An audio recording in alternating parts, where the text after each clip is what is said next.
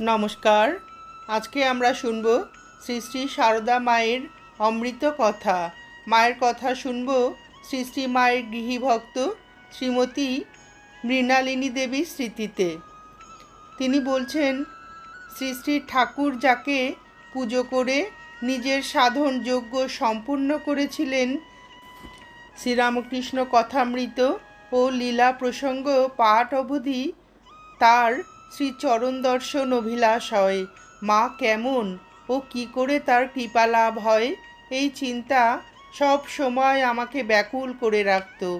থাকি দূরে, কুচবিহারে, সরকারি কাজ করেন স্বামী, সুতরাং যোগাযোগের জন্য অপেক্ষা করতে হলো। কিন্তু বেশি দিন নয়। 1914 সাল, ইংরাজি মার্চ মাস, বাংলায় ফাল্গুন মাস। তারিখটা ঠিক মনে নেই। কলকাতায় আসা হলো, কিন্তু আশ্রয়স্থলের পরিবেশ তেমন অনুকূল না থাকায় কয়েকদিন বৃথাই গেল। তাগাদা দিয়ে স্বামীকে মায়ের বাড়িতে, উদ্বোধন বাড়িতে পাঠালাম। পূজনীয় শরৎ মহারাজ মঙ্গলবার দিন মার কাছে নিয়ে এসো বলে দিলেন।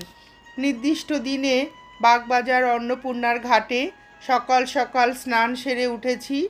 আজ মার চরণ প্রান্তে উপনীত হব। এমন সময় একজন স্ত্রীলোক, বেশ বড় বড় চোখ, এসে বললেন, মার কাছে যাবে? এসো, আমিও যাচ্ছি। বয়স তখন অল্প। অপরিচিতার এরূপ ভাষণে আশ্চর্য হয়ে তার কথায় সায় মাত্র দিলাম। ভালো করে চিনে রাখলাম তাকে মায়ের কাছে দেখতে পাই কিনা। গাড়ি মায়ের বাড়ির দরজায় এসে থামল।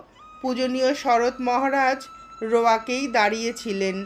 আমাকে দেখেই বললেন, রাধু, একে মার কাছে নিয়ে যাও। ছোট্ট একটি মেয়ে ছুটতে ছুটতে এসে বললে, আসুন। তার সঙ্গে আমি ওপরে দোতলায় গেলাম। গঙ্গা তীরে যাকে দেখেছিলাম, ওপরে উঠে দেখি তিনি সম্মুখে বারান্দায় দাঁড়িয়ে। আমাকে বললেন, এসো, ইনিই যোগীন মা। রাধু আমাকে ঘরের মধ্য দিয়ে নিয়ে গিয়ে মায়ের শয্যাপার্শ্বে বসতে বলে চলে গেল। পুজোর আসনে বসে মা ধ্যান করছিলেন। একটু বাদেই ফিরে চেয়ে বললেন, এসেছো? এসো, তোমারই জন্য বসে আছি মা। প্রাণে কি একটা আনন্দ হলো। আমারই জন্যে বসে আছেন মা?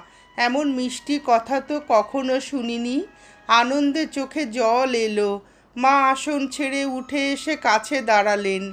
আমি প্রণাম করলাম।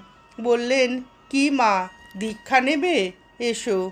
চোখের জল মুছে বললাম, হ্যাঁ মা,